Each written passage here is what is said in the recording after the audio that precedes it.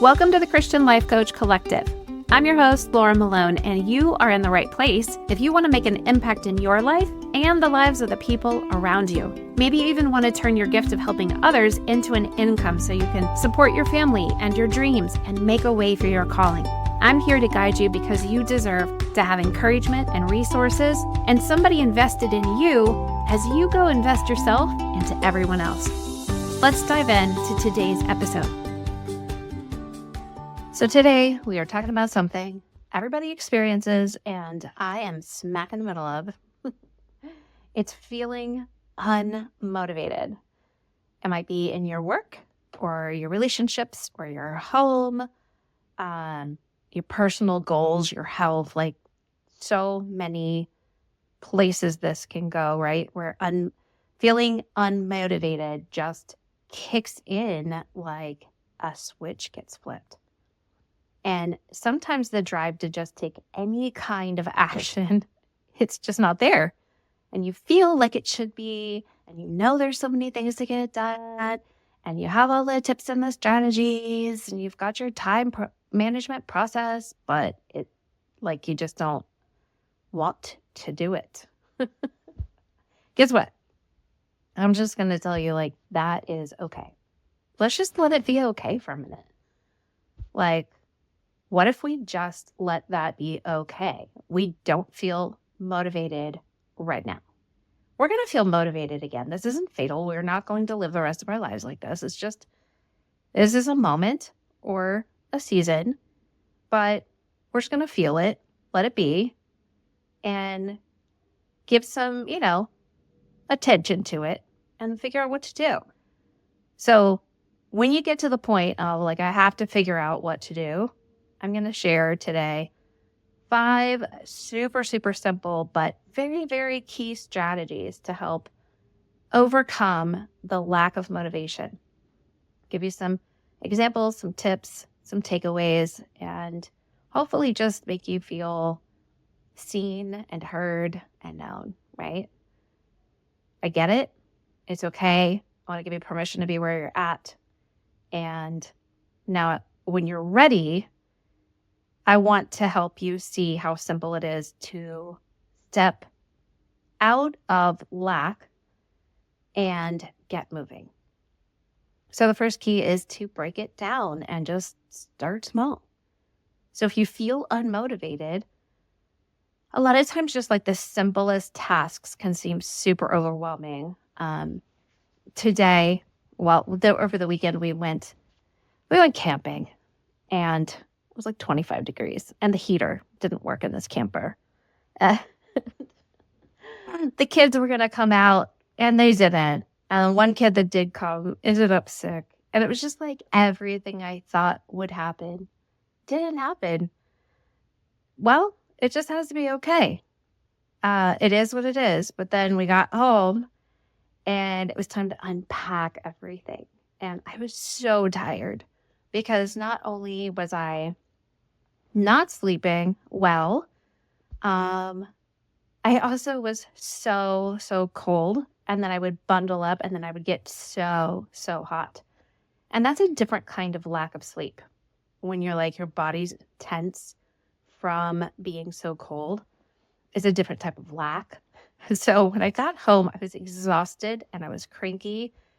And a lot of the stuff that was in the camper just got set someplace. And so I feel no motivation to go, do the laundry and get the campfire stink off of everything. I feel no motivation to unpack all those bags that took forever to pack and then work from all weekend and then repack so that we could bring it back home so that we could unpack.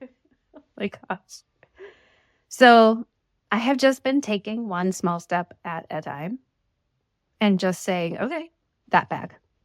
If I want to keep going to the second bag, I can. That's it. That load of laundry. If I want to do more, I can, but I don't have to. Just that one is all that's required. So start small. So let's say you've been putting off, organization of some place in your home, or even just the redecorating because it's going from fall and Thanksgiving into holiday Christmas time, right? So instead of saying I need to reorganize this entire space or I need to redecorate the entire house, start with just one drawer, one cabinet, one shelf, one room, whatever you need to do. Just pick one little thing, set a timer, 5 minutes, 10 minutes, just go tackle that one thing. And then a lot of times, because we suffer from inertia, it's like if we get stopped, we will stay stopped. But those taking that one small action and telling yourself, I'm only going to do this one thing for just 10 minutes, oftentimes that can breed more momentum for you. And then from that place, you might find you do want to do more laundry. You do want to keep decorating because you just got started.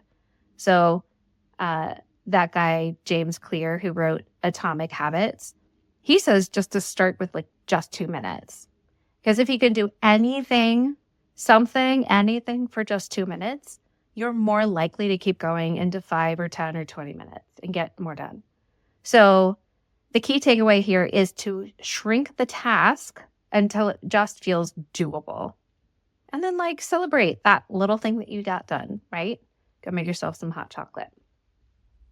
Or I buy these LMNT is the brand. like Element, but it's LMNT. And I buy the chocolate caramel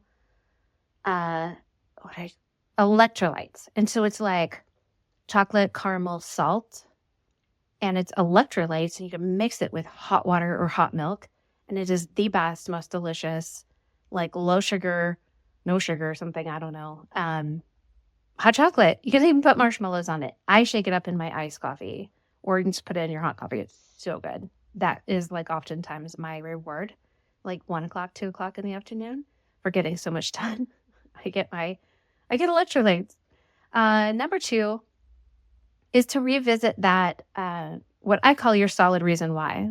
Anytime you've got something you want to do, when you can really dive deep into your solid reason why you want it, it'll help you keep focused. And sometimes your lack of motivation is stemming from the fact that you lost sight of the purpose. You lost sight of the solid reason why behind why you want this or what you're doing.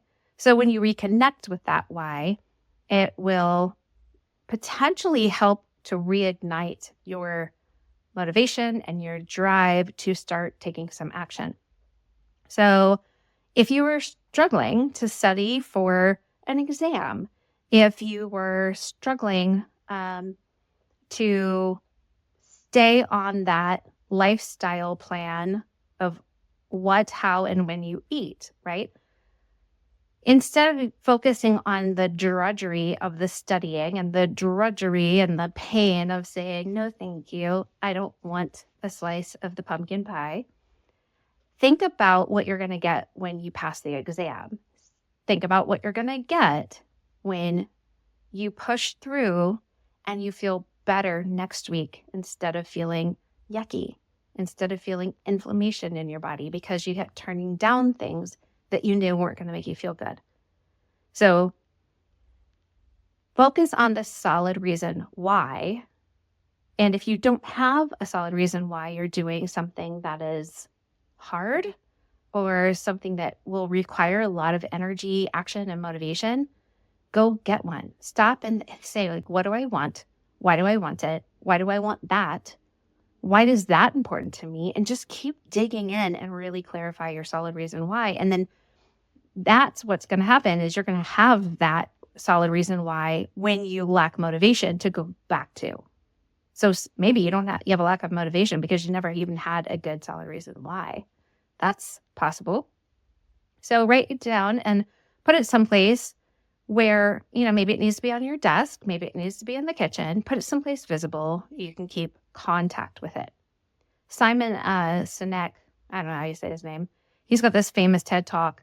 And he always talks about starting with the why because motivation is higher and you will thrive in greater motivation when your purpose and your why is very clear and it's very individualized to you and why you want it.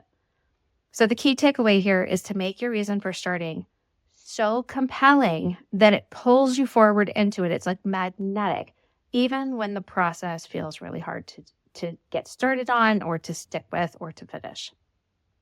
Number 3, change your environment. Just go somewhere else. Go to a coffee shop. Take yourself out to lunch, right? Or shift your seating arrangements. Your atmosphere, your surroundings, your ecosystem, it all has a huge impact on what you're seeing and taking in and how you're comfortable, and the energy of having people around you, the energy of not having people around you. It's going to really impact how you feel motivated. So sometimes that lack of motivation is just your brain responding to something that is like, I don't know, uninspiring or kind of boring or stale, right? Some same old. Like, I'm just doing the same thing. Kick it up a notch. Go somewhere different. Go outside. Sit in your car in a parking lot with a beautiful view. Do anything. So if you're stuck trying to get like a project done or write a report or do something for work, go to a different room. Go sit on the couch if you work from home. Go outside, or, just getting, maybe take a walk. Maybe you can take a walk and get your like voice memo out or your note app and do some of the processing and the work that you need to do while you take a walk. I don't know, do anything you can to like refresh yourself, spark some creativity, do a little Googling, get on Pinterest and find some things that inspire you and create like a action in your brain about whatever it is your project or your report or your task is about. So decluttering is one way you can change your environment and then just help to clear the way for your brain, for your mind to feel like there is a clean path. So I just know that when I have like a bunch of stuff on my desk, it's really hard to stop and sit and go, okay, I have clarity about what my next podcast topic is. I struggle because my visual environment is cluttered. And so I struggle to have this inner mental, clean and clear environment. So do what you can to just make your space, if you're going to stay at home and not like actually leave the environment for another one, then just clean it up or put like, a candle or a pretty picture. Do something that just helps your mental focus be more, I don't know, I'm going to say enjoyable. Honestly, let's just make it enjoyable. So the key takeaway here is that when motivation dips, and obviously it's gonna, just shake it up a little bit and change your physical surroundings or space, because even just little small things can add up and give you a big breakthrough. Number 4, create accountability. Some of us really have to have external accountability, and we're more likely to do something because somebody else is actually counting on us. Accountability can really provide a little bit of mental and emotional push that we sometimes need when our own internal accountability and internal expectations and motivation isn't enough to drive us. So if you say, I'm going to go to the gym, go find somebody else who wants to go to the gym, wants to exercise, wants to like get out there and do something. Because if you know that they're waiting for you, it's much harder to skip. And I think it's Gretchen Rubin and her 4 Tendencies book. She talks about find somebody to work out with, and then at the end of every workout, send them home with one of your shoes and take home one of theirs. That way you have to go back because your friend cannot work out without the shoe that you have. Sometimes we have to conjure up little pathways towards accountability. And a pro tip here is to use an app that actually just tracks your progress and maybe gives you even like a game, or how do you say that? Like a sense of accountability in that you get a reward, like you're playing a game. I know there's some apps like, I don't know how you say it, Habitica, Habitica,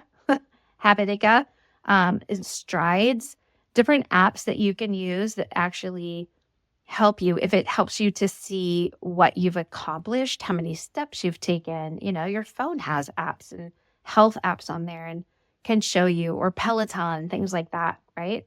So if you can't hold yourself accountable, then let somebody or something else help do it for you. And number 5, I'm just going to say to make sure that you are practicing self-compassion. Being kind to yourself in seasons that it's really hard to be motivated, and there's reasons for it. And you just need to be kind and let the process, like I said, this isn't fatal. You're not going to be like this for the rest of your life. We all get unmotivated from time to time. So don't shame yourself. Don't berate yourself, okay? Because that's literally just going to make the problem worse and make you not want to do anything. So if you've spent a whole day procrastinating on something that you want to do or feel like you should be doing, instead of being like, I'm so lazy, I don't know what's wrong with me, just acknowledge that you have procrastinated, you don't feel motivated, and then keep going, right? So say like, I didn't do very much today, but that's okay. Tomorrow's a new day. We're going to start over. So self-compassion isn't something that just lets you, it doesn't say like you're off the hook. It's not, you don't have to do it. It didn't need to get done. It's just saying like, you're having a struggle. Let's be kind.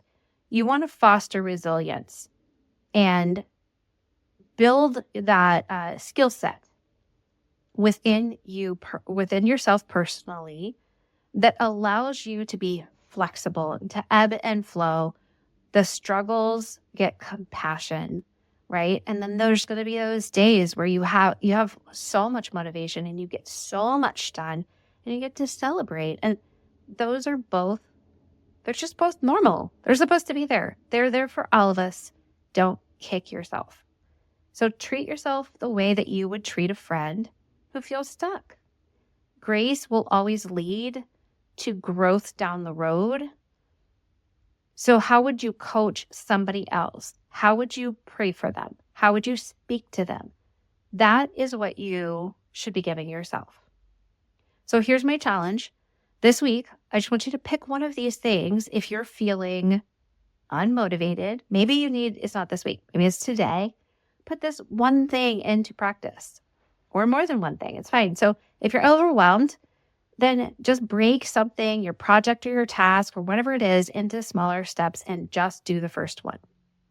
If you're struggling to find purpose and you just don't feel inspired, write down your solid reason why and sit in it and put it someplace written out, visible, right? Change your environment, declutter, clean up, go someplace different, ask a friend to hold you accountable to getting something done by a certain time frame.